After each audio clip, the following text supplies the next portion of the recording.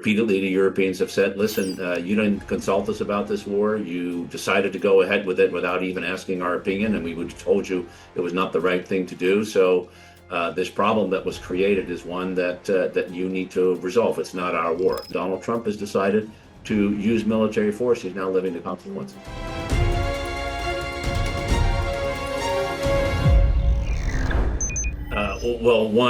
This is not a NATO operation.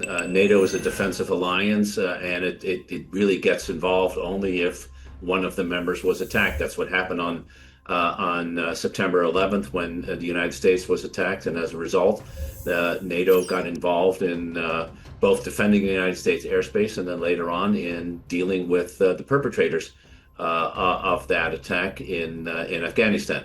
Repeatedly, the Europeans have said, listen, you didn't consult us about this war. You decided to go ahead with it without even asking our opinion, and we would have told you it was not the right thing to do. So this problem that was created is one that you need to resolve. It's not our war. Now, at the same time, some 30 countries, many of the NATO countries, have said that if the hostilities end, which is a big if, and there is a need for helping to ensure that the straits remain open, then there may be an exercise, military exercise possible in which they would participate.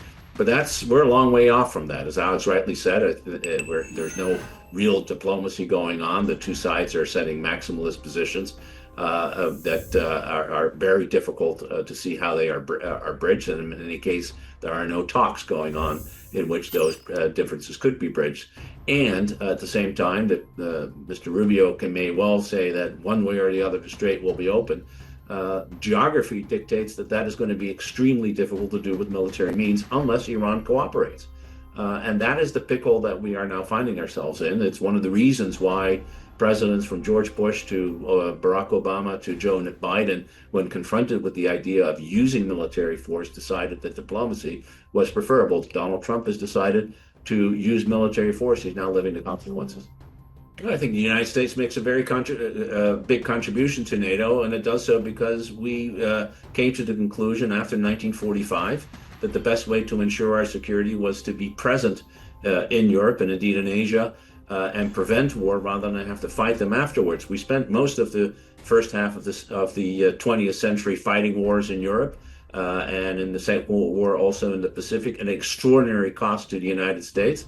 And we decided it was much cheaper to have and better and for everyone if we created alliances in which the United States would participate. So it is true that the United States plays a fundamental and big role. At the same time, the president underestimates the contribution that European countries have made in the past. I mentioned Afghanistan and the fact that well over 1,000 NATO member countries lost lives to protect the United States and as part of an alliance mission.